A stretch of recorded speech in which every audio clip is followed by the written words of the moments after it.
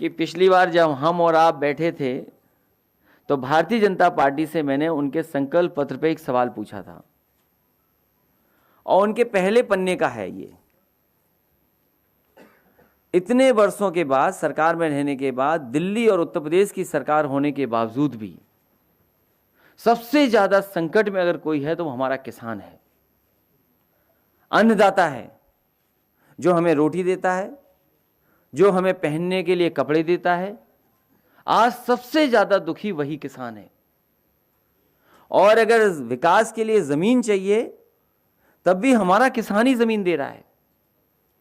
और जहां उसको सही तरीके से योजना के बारे में समझा दिया जाता है, हमारे देश का किसान कभी भी विकास के खिलाफ नहीं है, तरक्की के खिलाफ नहीं है। बड़े से बड़े प्रोजेक्ट देश में बने हैं, किसानों ने अपनी कीमती जमीन दे दी। लेकिन आज भारतीय जनता पार्टी के सामने लगातार हमारे ये किसान आंदोलन करने वाले लोग लगातार आंदोलन कर रहे हैं। पिछले कई वर्षों से लगातार उनसे अपनी मांग रख रहे हैं, तरह तरह का तरीका अपनाया कि सरकार जाग जाए, सरकार तक बात पहुंच जाए। किसान कल्याण समिति बना करके लगातार संघर्ष छेड़ा। मैं दोनों लोगों को, बबली गुर्जर को और सतीश राठी को बधाई देता हूं। उनके साथ बहुत सारे किसान हैं जो लगातार इसके लिए लड़ रहे हैं। मैंने भरोसा दिलाता हूं कि इस सरकार ने किसानों के साथ अन्याय किया है, उत्पीड़न किया है, ज़मीनें भी छीन ली हैं और ऐसे काले कानून ले आए हैं कि समय आने पर किसानों के खेत की मेड़ टूट जाएगी और उनकी ज़मीन भी कब्जा कर लेगी सरकार।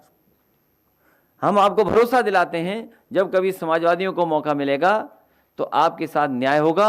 और जिस तरीके से समाजवादी पार्टी ने हमेशा सर्किल रेट बढ़ा करके और 4 गुना मुआवजा दिया है, उसी तरह की व्यवस्था के लिए आपका सहयोग करने का काम समाजवादी लोग करेंगे आने वाले समय में। पहले पन्ने पर भारतीय जनता पार्टी ने लिखा था कि 2022 तक उत्तर प्रदेश के किसानों की कृषि आमदनी को दोगुना करने के लिए एक विस्तृत रोड मैप तैयार किया जाएगा। और मंचों से यह कहा, प्रधानमंत्री जी से लेकर के भारतीय जनता पार्टी के सभी नेताओं ने, कि 2022 तक हम किसान की आय को दोगुना कर देंगे।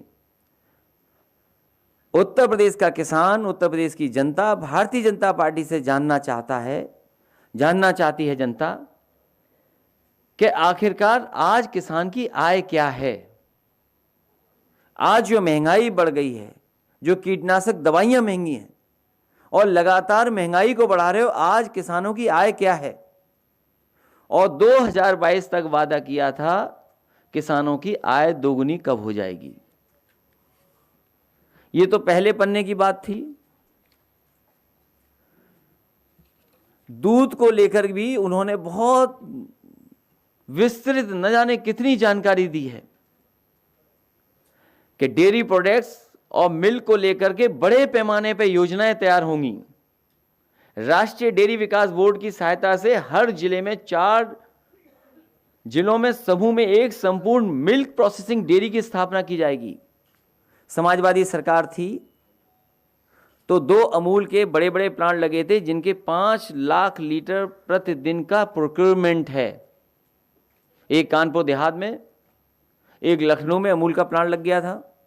इटावा में मदर डेयरी का नेताजी ने लगवाना शुरू किया था, उसको पूरा करने का काम पिछली सरकार में, समाजवादी सरकार में हुआ। 15 लाख के अलावा जो उत्तर प्रदेश की अमूल से पुरानी है पराग, उसमें भी हजारों करोड़ रुपया लगा करके उसको भी पटरी पे लाने का काम किया था। आज हम जानना चाहते हैं भारतीय जनता पार्टी से, उनके ही घोषणा पत्र से, उन्हीं के संकल्प पत्र से दूसरा सवाल कि उनके तो गुजरात से संबंध अच्छे हैं, गुजरात से संबंध अच्छे हैं तो आखिरकार अमूल का प्लांट वही जो समाजवादियों ने लगाए थे वही लगे हैं। आखिरकार वो नए प्लांट क्यों नहीं लाए 4.5 साल में? उनको किसने रोका था? और समाजवादी सरकार चली गई। जो उत्तर प्रदेश में अमूल के प्लांट लगे हैं वहां उत्तर प्रदेश के किसानों का दूध नहीं लिया जा रहा है।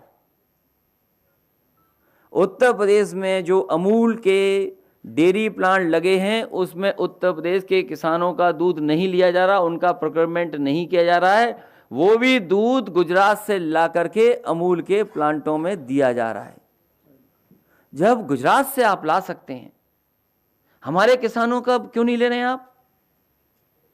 और आज भी हजारों करोड़, यहां वेस्टर्न यूपी के लोग बैठे हैं, हमारे प्रमोद त्यागी जी जिलाध्यक्ष बैठे मुजफ्फरनगर के, राजपाल सैनी जी पूर्व मंत्री रहे, और लोग भी हैं, वो जानते होंगे पूरे उत्तर प्रदेश के किसानों का बकाया आज है गन्ने का। हमसे जुड़े रहने के लिए हमारे YouTube चैनल को सब्सक्राइब करें और नई वीडियो की नोटिफिकेशन के लिए बेल आइकॉन को दबाएं। अगर आप ये वीडियो Facebook पर देख रहे हैं तो लाइक जरूर करें और ज्यादा से ज्यादा शेयर करें। धन्यवाद।